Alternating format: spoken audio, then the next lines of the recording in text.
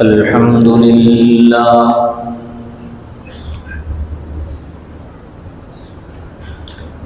الحمد لله وحده، والصلاة والسلام على من لا نبي بعده،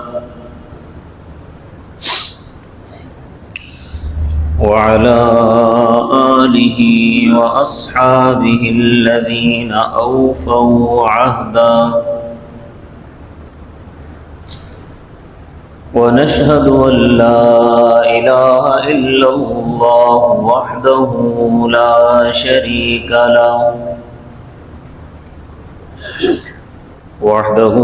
شريك له في الخلق والأمر، إرغاما لمن جحد به وكفر، ونشهد أن سيدنا ومولانا محمدا عبده ورسوله، المبعوث إلى الأسود والأحمر لتكميل مكارم الأخلاق، لا يخلق نبي ولا رسول بعده، ولا أمة بعد أمته، ولا شريعة بعد شريعته، ولا كتاب بعد كتابه، صلى الله تعالى عليه وعلى آله وأصحابه الذين هم خلاصة العرب العرباء، وخير الخلائق بعد الأنبياء، وهم كالنجوم في السماء للاهتداء والاقتداء، وهم مفاتيح الرحمة ومصابيح الغرر. أعوذ بالله من الشيطان الرجيم، بسم الله الرحمن الرحيم.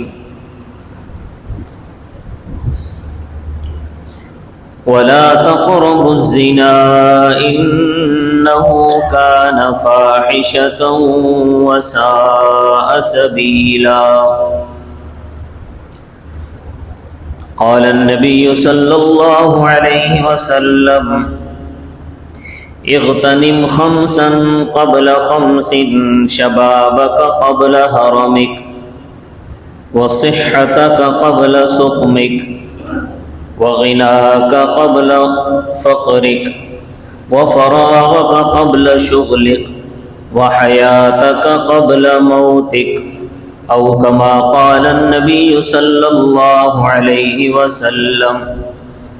صدق الله العظيم، وصدق رسوله النبي الكريم، ونحن على ذلك لمن الشاهدين والشاكرين، والحمد لله رب العالمين.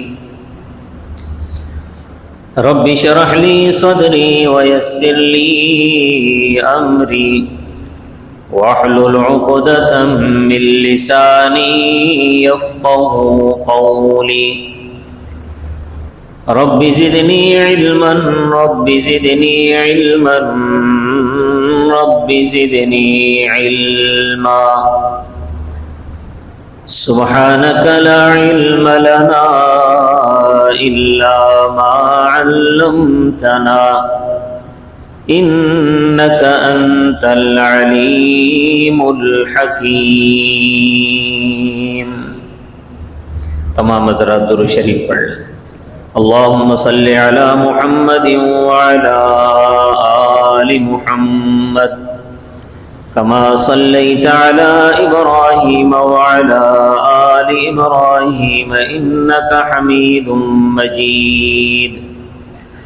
اللهم بارك على محمد وعلى آل محمد كما باركت على إبراهيم وعلى آل إبراهيم إنك حميد مجيد.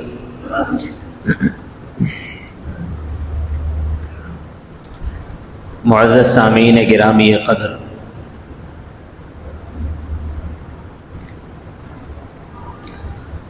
گزشتہ جمعہ آپ حضرات کے سامنے موبائل فون کے استعمال کے حوالے سے کچھ گفتگو کی تھی.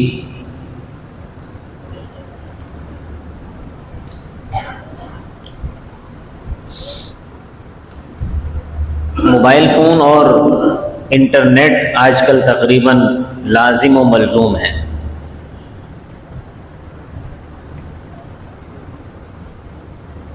پہلے ایک زمانہ تھا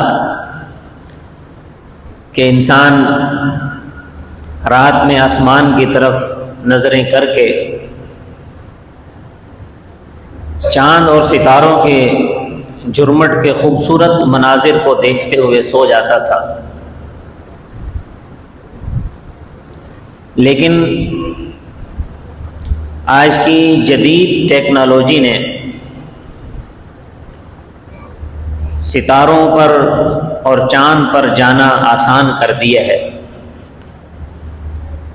اور اب چاند پر پہنچنے کے دعوے کیے جا رہے ہیں اور سائنس ان کو تسلیم بھی کر رہی ہے.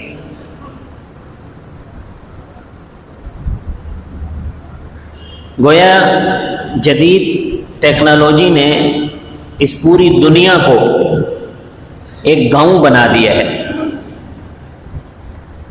گلوبل ولیج کی شکل دے دی.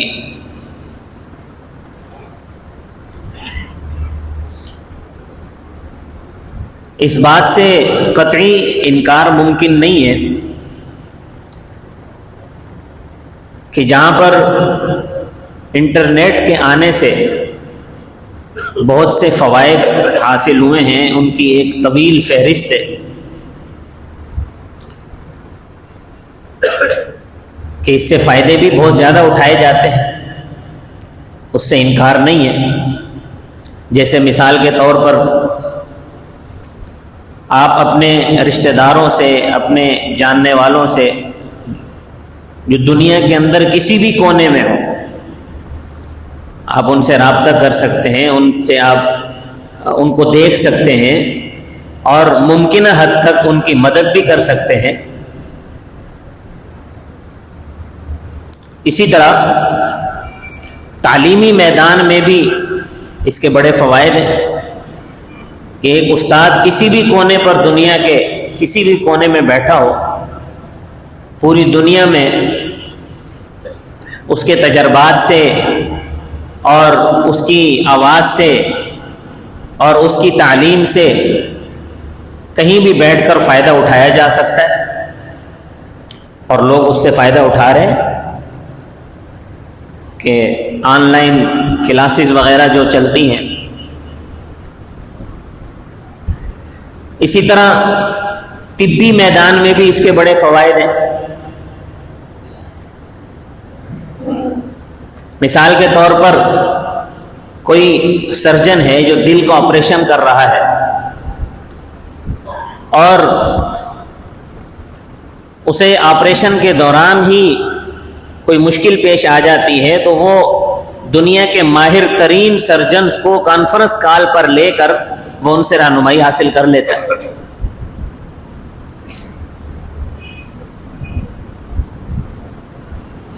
اسی طرح تجارتی اعتبار سے بھی انٹرنیٹ کے بڑے فوائد ہیں کہ جو تاجر حضرات ہیں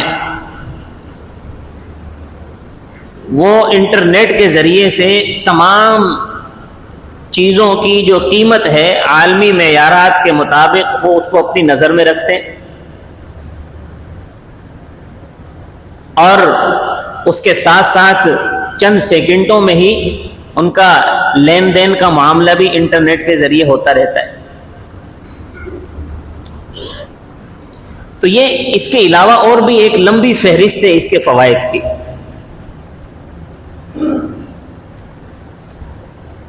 ان فوائد کے ساتھ ساتھ اب یہ بات بھی کسی پر مخفی نہیں رہی کہ فوائد کے ساتھ ساتھ انٹرنیٹ کا غلط استعمال بھی بہت زیادہ بڑھ چکا ہے، جس کی وجہ سے مختلف قسم کے دینی، جسمانی اور نفسیاتی نقصانات اور نفسیاتی مسائل کا شکار انسان ہوتا چلا جا رہا ہے۔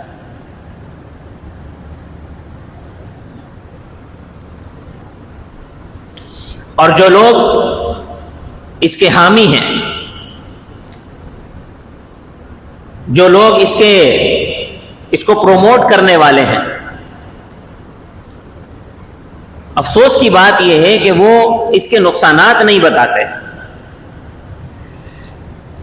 بلکہ ہر طرح سے اس کی تشہیر اس طرح کی جاتی ہے، اس کو ذرائع ابلاغ کے ذریعے سے اس طرح اس کو مشہور کیا جا رہا ہے کہ جو انسان کے دل و دماغ اور اس کے اعصاب پر قبضہ جما لیتے ہیں۔ اور انسان تو چونکہ جلد باز ہے، قرآن نے کہا ہے وَكَانَ الْإِنسَانُ عَجُولًا، انسان جلد باز واقع ہوا ہے۔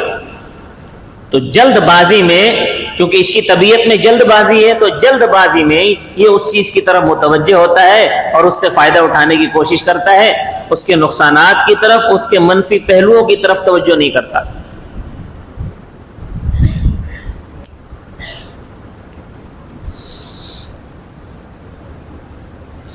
جبکہ اب تو مختلف یونیورسٹیوں کے جو طبی شعبے ہیں، جو کینسر کے شعبے ہیں، انہوں نے باقاعدہ اس بات کی سفارش کی ہے کہ جس طرح سگریٹ نوشی کے مضر اثرات بتائے جاتے ہیں، ان کی تشہیر کی جاتی ہے، اسی طرح موبائل اور انٹرنیٹ کے مضر اثرات کی بھی تشہیر کی جانی چاہیے، لوگوں کو بتانا چاہیے کہ اس کے کیا کیا نقصانات ہیں۔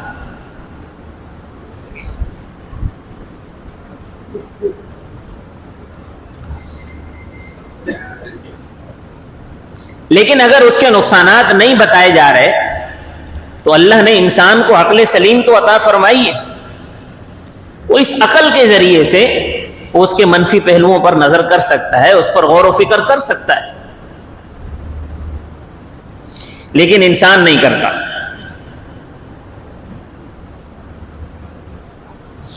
تو میں عرض کر رہا تھا کہ موبائل اور انٹرنیٹ کا غلط استعمال بھی حد سے زیادہ بڑھ چکا ہے،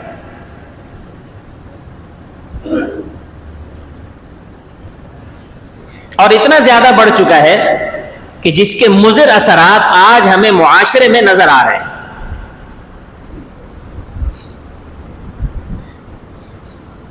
اگر آپ انٹرنیٹ کا صحیح استعمال بھی کرتے ہیں،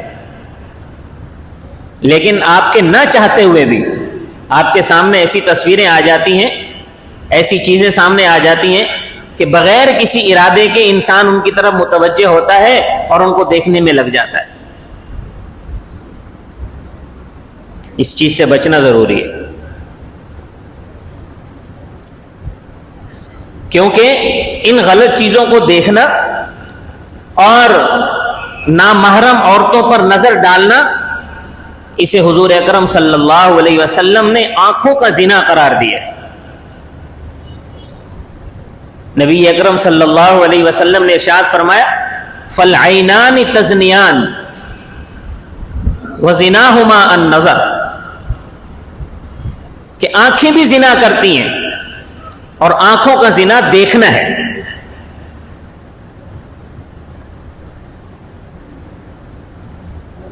تو ہوتا یہ ہے کہ آنکھوں کے ذریعے سے جب انسان آنکھوں سے دیکھتا ہے، ایسی چیزیں دیکھتا ہے، تو اس کے جذبات بھڑکتے ہیں، شہوانی جذبات پیدا ہوتے ہیں، بالآخر وہ یا تو زناکاری میں مبتلا ہوتا ہے یا غلط حرکات میں مبتلا ہو جاتا ہے۔ اور غلط حرکات میں، غلط کاری میں مبتلا ہونے کی وجہ سے جسمانی صحت تو برباد ہوتی ہی ہے، دین کا بھی جنازہ نکل جاتا ہے۔ اور قرآن کریم نے زنا کے راستوں پر بھی پابندی لگائی ہے، فرمایا وَلَا تَقْرَبُوا الزِّنَا إِنَّهُ كَانَ فَاحِشًا، زنا کے قریب بھی نہ جاؤ، یہ بہت برا ہے. وَسَاءَ سَبِيلًا، اور یہ برا راستہ ہے. دیکھیں اللہ نے زنا کے راستے پر بھی پابندی لگا دی ہے. اور زنا کا راستہ آنکھوں سے شروع ہوتا ہے، دیکھنے سے شروع ہوتا ہے. اللہ نے دیکھنے پر پابندی لگا دی تاکہ کوئی زنا کے راستے پر جائے ہی نہیں سرے سے.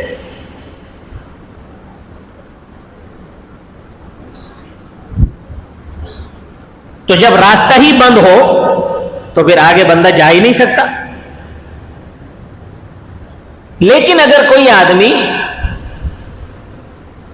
انٹرنیٹ پر یہ مناظر دیکھنے سے، کیونکہ انٹرنیٹ پر تو عریانیت پھیلی ہوئی ہے، حیاسوز مناظر بالکل سامنے نظر آتے ہیں، اگر کوئی آدمی اس کی وجہ سے زناکاری میں مبتلا نہ بھی ہو، اللہ کرے اللہ پاک ہر مومن کو اس کبیرہ گناہ سے محفوظ رکھے،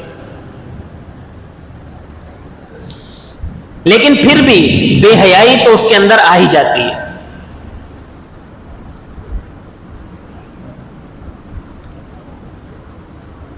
کیونکہ آپ دیکھیں کہ انسان کا جو نفس ہے، نفس امارہ، یہ گناہ کو چاہتا ہے، اور ماحول بھی گناہ والا ہے، اور شیطان گناہ کروانا چاہتا ہے. یہ تین چیزیں مل جاتی ہیں. انسان کا اپنا نفس امارہ گناہ کو چاہتا ہے، اور ماحول بھی گناہ والا ہے، اور شیطان بھی گناہ کروانا چاہتا ہے. تو انسان لازمی گناہ کی طرف متوجہ ہوتا ہے. تو اس لیے بلا قصد، بغیر کسی ارادے کے نیٹ پر یہ چیزیں دیکھنے لگ جاتا ہے انسان. تو نتیجتاً یہ ہوتا ہے کہ اگر زناکاری میں مبتلا نہ بھی ہو تو بے حیائی آ ہی جاتی ہے. تو ایسا انسان بے حیا ہو جاتا ہے، غیرت ختم ہو جاتی ہے. چنانچہ نتیجہ یہ نکلتا ہے کہ باپ اور بیٹی،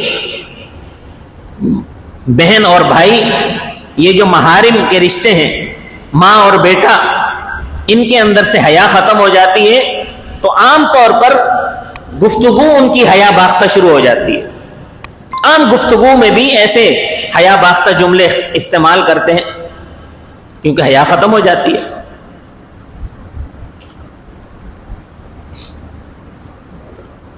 ایک کتاب ہے مولانا اختر نے لکھی ہے، اس کتاب کا نام ہے انٹرنیٹ کے ڈسے ہوئے. اس میں انہوں نے ایک واقعہ لکھا ہے، بڑا عجیب واقعہ، کہ ایک بھانجا لڑکی بن کر اس نے اپنے ماموں کو میسج کیا، اور اس نے اپنا نام اس کو رابعہ بتایا. تو ان کی جو ہے وہ بات چیت چلتی رہی. وہ قصہ تو خیر لمبا ہے، تو ان کی بات چیت وغیرہ چلتی رہی. بالآخر ایک کیفے میں آپس میں ملنا طے کیا. اب وہاں جہاں ایک دوسرے کی حقیقت وہ جانتے نہیں تھے، ماموں کو نہیں پتا تھا کہ وہ میرا بھانجا ہے، اور بھانجے کو نہیں پتا تھا کہ یہ میرا ماموں ہے. نیٹ پر ان کی دوستی ہوئی. کیفے میں جب ملنے کے لیے پہنچے تو پتا چلا کہ سگے ماموں بھانجا ہے. اب وہ جو بھانجا ہے اس کا نام تھا وقار. وہ جو بھانجا تھا وہ بعد میں بڑی بے حیائی سے یہ بات بتاتا ہے، بڑی ڈھٹائی کے ساتھ یہ بات بتاتا ہے کہ اب بھی اگر مجھے ماموں میسج کرتے ہیں تو مجھے رابعہ کے نام سے پکارتے ہیں. اب دیکھیں کہ ماموں اور بھانجے کا جو شریعت نے رشتہ رکھا ہے یہ محرم کا رشتہ ہے. تو یہ محرموں والی حیا کہاں گئی؟ یہ تو برباد ہو گئی.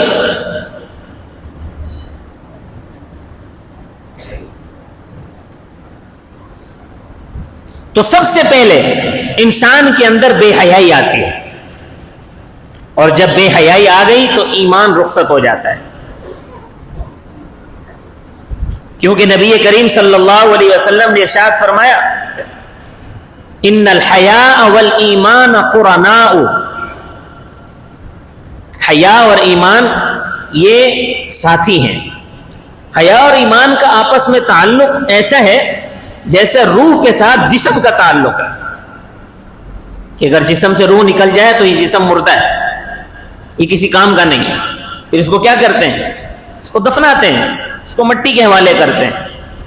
رکھتا کوئی بھی نہیں ہے، چاہے یہ جسم آپ کے والد کا ہو، آپ کے بیٹے کا ہو. اگر اس جسم کے اندر روح موجود ہے تو وہ آپ کا والد ہے، آپ کو کتنی محبت ہوتی ہے اس سے. جسم کے اندر روح موجود ہے تو آپ کا بیٹا ہے، آپ کو کتنی محبت ہوتی ہے اس سے. لیکن اگر اس جسم سے روح نکل گئی تو پھر اس کو آپ مٹی کے حوالے کرتے ہیں، چاہے کتنی محبت کیوں نہ ہو اس سے.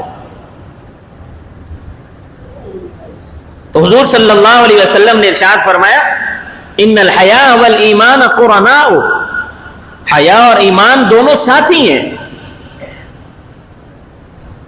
فاذا رفع الاول رفع الاخر، کہ جب ایک چلا جاتا ہے تو دوسرا بھی چلا جاتا ہے. فاذا رفع احدهما رفع آخر، کہ جب ایک جاتا ہے تو دوسرا بھی چلا جاتا ہے. یعنی حیا گئی تو ایمان بھی چلا گیا. ایسا نہیں ہو سکتا کہ حیا چلی جائے اور ایمان باقی رہے، ایسا نہیں ہو سکتا. حیا جائے گی تو ایمان بھی جائے گا.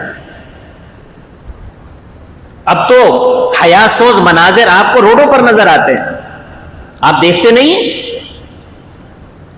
نوجوانوں نے کچھے پہننا شروع کر دیے، یہاں تک گھٹنوں سے اوپر کچھے پہن کے گھوم رہے ہیں، روڈ پر گھوم رہے ہیں، شرم نہیں آتی. حالانکہ ناف سے لے کر گھٹنے تک، گھٹنا شامل ہے اس میں، یہ انسان کا ستر ہے. اس کو اپنے آپ سے چھپانا بھی واجب ہے. ناف سے لے کر گھٹنے تک یہ ستر ہے، اس کو چھپانا واجب ہے. بغیر ضرورت کے خود دیکھنا بھی جائز نہیں ہے، مکروہ ہے. لیکن نوجوان دنیا کو دکھا رہے ہیں، گھوم رہے ہیں، شرم نام کی کوئی چیز ہی نہیں ہے. اب روڈ پر چلنے والی چلے، خواتین کو تو چھوڑے، گھر کے اندر کچھے پہن کر گھوم رہے ہیں، گھر کے اندر ماں بہن بیٹیاں موجود ہیں، ان سے شرم نہیں آ رہی، اپنا ستر دکھاتے پھر رہے. تو یہ اثرات ہیں انٹرنیٹ کی غلط استعمال کے. یہ غلط استعمال کی وجہ سے یہ اثرات پیدا ہوئے. اور در حقیقت یہ بے حیائی بد اخلاقی ہے. حضور اکرم صلی اللہ علیہ وسلم اخلاق سکھانے کے لیے آئے تھے. یہ اصل میں بد اخلاقی ہے. حضور صلی اللہ علیہ وسلم نے ارشاد فرمایا ان لکل دین خلقا، کہ ہر دین کے لیے خلق ہوتا ہے، اخلاق ہوتا ہے. وخلق الاسلام الحیا، اور اسلام کا خلق حیا ہے.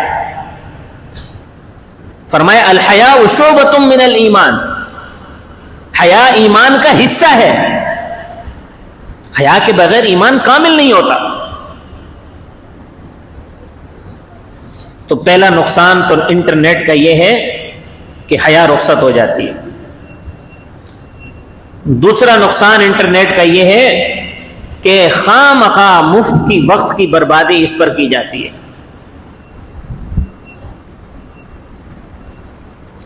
یہ انٹرنیٹ پر وقت کو برباد کرنا، مختلف جگہوں پہ انٹرنیٹ پہ مختلف جگہوں پہ گھومنا، اس کو سرفنگ کہا جاتا ہے. اور سرفنگ کا مطلب یہ بیان کیا گیا ہے کہ روڈ پر آوارہ گردی کرنا. یہ معنی مسلم ہے کہ روڈ پر آوارہ گردی کرنا. تو جو آوارہ گرد ہوتا ہے اس کو معاشرے میں اچھا نہیں سمجھا جاتا. انٹرنیٹ پر خواہ گھومنا، کبھی یوٹیوب میں جا رہے ہیں، کبھی گوگل پہ گیم کھیل رہے ہیں، کبھی ٹک ٹاک کے اوپر ویڈیوز دیکھ رہے ہیں، کبھی فیس بک پہ ریلز دیکھ رہے ہیں، کبھی خواہ مذاقیہ ویڈیو دیکھ رہے ہیں. وقت کی اہمیت ہی ختم ہو گئی ہے. آپ اپنے زندگی میں دیکھتے ہیں کہ کتنے لوگ کامیاب ہیں، اپنی زندگی میں کامیاب ہیں، کامیاب زندگی گزار رہے ہیں. اگر آپ ان کی زندگی کا مطالعہ کریں تو آپ کو اندازہ ہوگا کہ ان لوگوں نے اپنے وقت کو قیمتی سمجھا تھا اور وقت کی قدر کی تھی.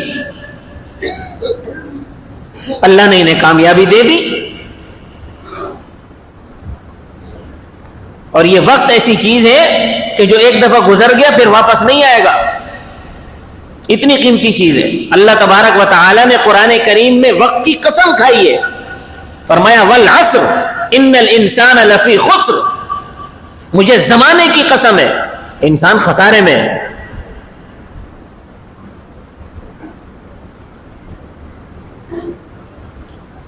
تو وقت کو یوں بے نقط برباد کیا جا رہا ہے. اور عام طور پر اس مرض میں نوجوان زیادہ مبتلا ہیں.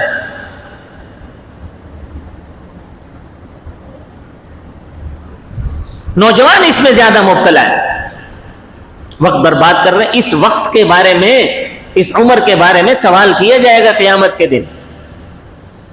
حضور اکرم صلی اللہ علیہ وسلم نے 5 چیزیں بتائی ہیں. فرمایا کہ آدمی اس وقت تک اپنی جگہ سے نہیں ہل سکے گا جب تک کہ ان 5 چیزوں کے بارے میں اس سے سوال نہ کر لیا جائے. ان 5 چیزوں میں سے ایک یہ ہے کہ اس سے پوچھا جائے گا کہ ہم نے تمہیں جو عمر عطا کی تھی اس کو کہاں خرچ کیا.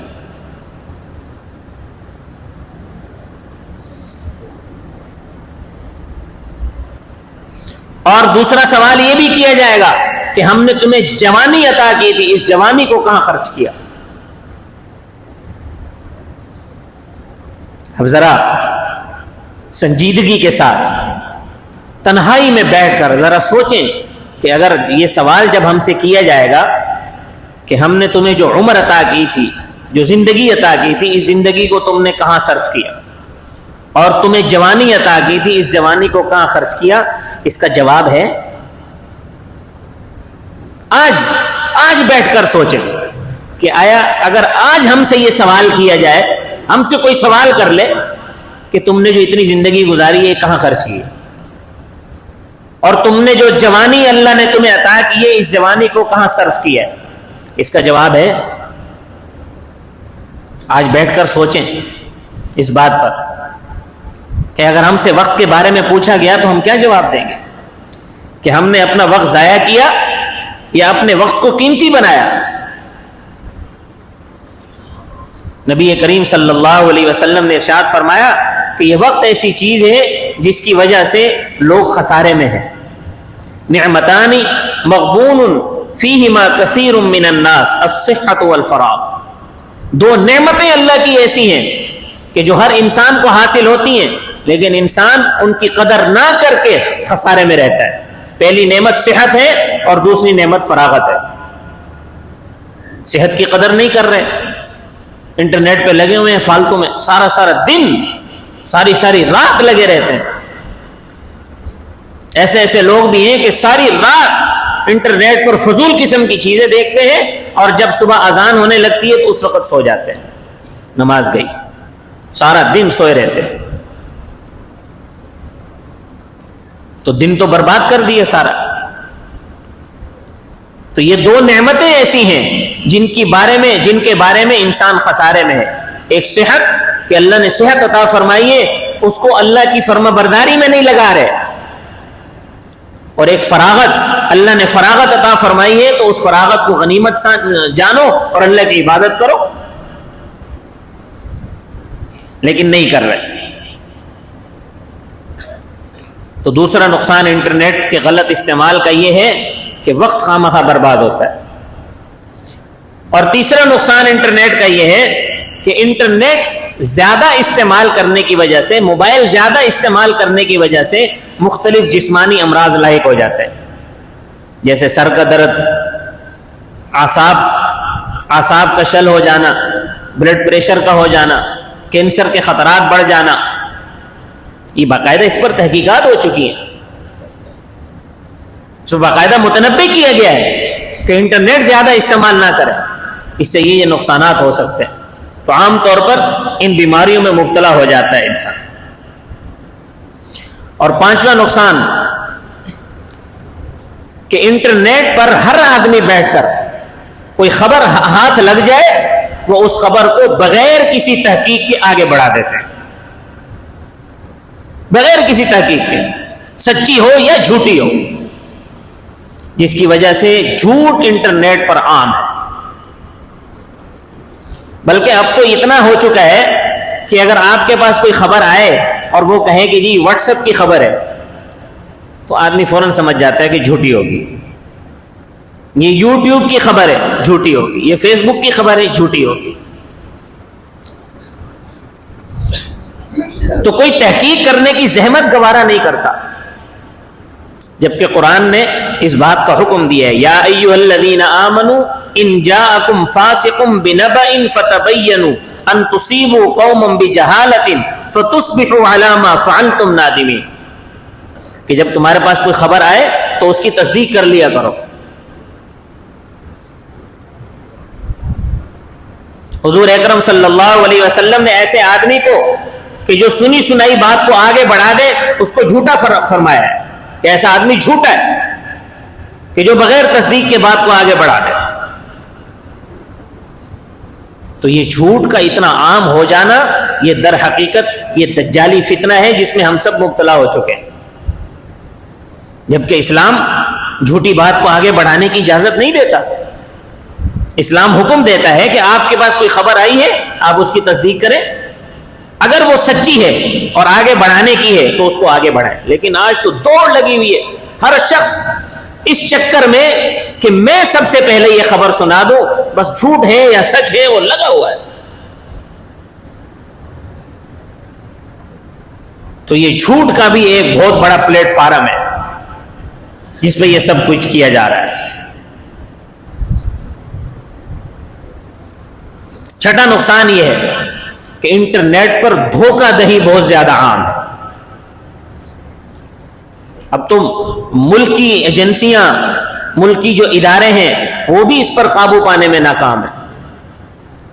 دھوکہ اور فراڈ کے ذریعے سے لوگوں کی رقمیں ان کے اکاؤنٹ سے غائب کر دی جاتی ہیں، فون کے ذریعے سے فون کر کے پاسورڈ معلوم کر کے اس کے بعد پھر لوگوں کو عجیب قسم کے فراڈ کے ذریعے سے ان سے دھوکہ دہی کر کے ان سے رقمیں لے لی جاتی ہیں، اور لوگ لالچ میں آ کر ان کے فریب میں آ جاتے ہیں، ان کے دام تزویر میں پھنس جاتے ہیں، جس کی وجہ سے نقصان اٹھانا پڑتا ہے۔ تو فراڈ بھی اس پر بہت زیادہ عام ہو گیا۔ اور ساتواں نقصان یہ ہے کہ پہلے تو عام جگہوں پر جو ہے وہ جوا خانے قائم ہوتے تھے، لوگ وہاں جوا کھیلنے کے لیے، ایک شریف آدمی نہیں جاتا تھا، اس کو شرم آتی تھی کہ میں وہاں جوئے میں جاؤں گا تو لوگ کہیں گے جوا خانے میں گیا ہوا تھا۔ لیکن اب تو انٹرنیٹ پر باقاعدہ جوا خانے کی ویب سائٹس بنی ہوئی ہیں، اور وہاں ہر شریف اور بظاہر شرافت کا بھرم قائم رکھنے والا نیٹ پر بیٹھ کر جوا کھیل رہا ہے، جبکہ اللہ تبارک و تعالی نے جوے کو شیطانی عمل قرار دیا۔ یا ایھا الذین آمنوا انما الخمر والمیسر والانصاب والازلام رجس من عمل الشیطان۔ انما الخمر والمیسر، شراب کے بعد جوئے کا ذکر کیا اللہ نے کہ جوا یہ شیطانی عمل ہے۔ اور کئی لوگوں کو میں نے خود دیکھا ہے، دو لوگ تو میری نظر کے سامنے ہیں، میرے سامنے ہیں کہ جنہوں نے اپنی پوری کی پوری جمع پونجی انٹرنیٹ پر جوئے میں گنوا دی، ایک پائی ان کے پاس نہیں بچی۔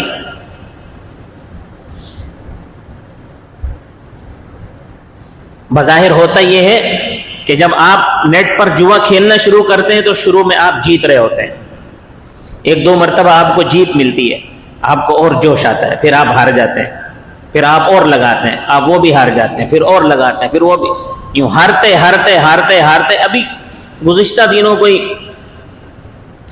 5-6 دن پہلے اخبار کے اندر ایک آدمی کا باقاعدہ انٹرویو آیا تھا کہ جو اپنے باپ کی وراثت میں ملے ہوئے کئی لاکھ روپے، غالباً 90 یا 95 لاکھ روپے انٹرنیٹ پر جوئے میں ہار گیا.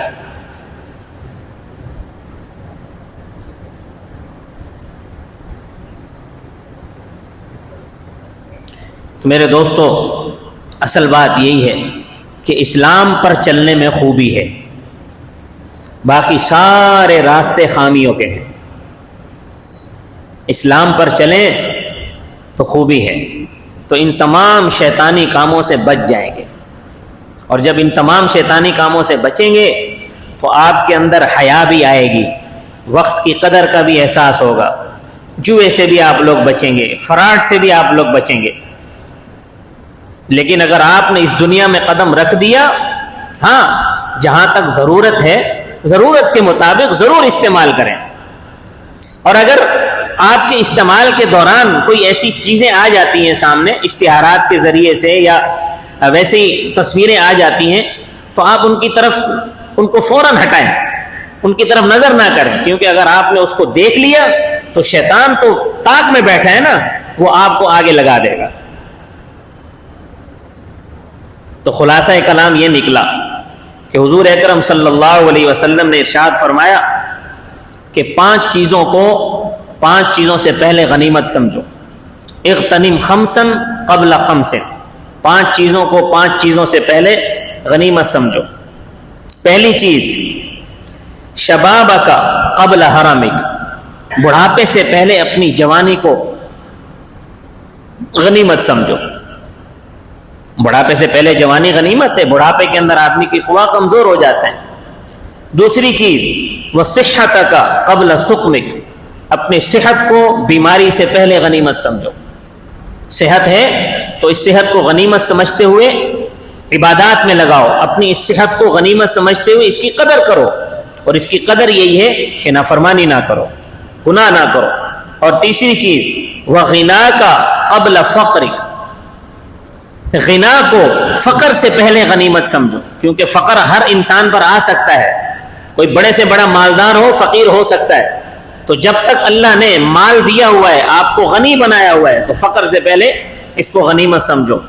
اور چوتھی چیز وفراغک قبل شغلک، اگر آپ فارغ ہیں تو فراغت کو مشغولیت سے پہلے غنیمت سمجھو. اگر آپ فارغ ہیں تو اس کو غنیمت سمجھو، اس فراغت کو قیمتی بناؤ. اور 5ویں چیز یہ ہے وحیاتک قبل موتک، اور اپنی زندگی کو موت سے پہلے غنیمت سمجھو. کیونکہ زندگی ہے تو آپ نماز بھی پڑھ سکتے ہیں، آپ روزہ بھی رکھ سکتے ہیں، آپ سب کچھ کر سکتے ہیں. لیکن اگر موت آ گئی تو پھر آپ کچھ نہیں کر سکتے، آپ کا رابطہ ختم، اعمال دنیا کے ختم، اب حساب کتاب شروع ہوگا. تو اس لیے اپنا ایک نظام الاوقات ترتیب دیں، تاکہ جب آپ اپنا یہ اسلام کی ہدایت ہے کہ اپنا نظام الاوقات ترتیب دیں کہ آپ نے کس وقت کیا کرنا ہے. جب آپ اپنا نظام الاوقات ترتیب دے دیں گے تو آپ کو اتنا وقت ہی نہیں ملے گا کہ آپ انٹرنیٹ کے اندر جا سکیں، آپ اس کے اندر مفت کی جو ہے وہ سرفنگ کر سکیں یا کچھ بھی کر سکیں. اللہ تبارک و تعالی مجھے اور آپ کو عمل کی توفیق عطا فرمائے. وما علینا الا البلاغ المبین.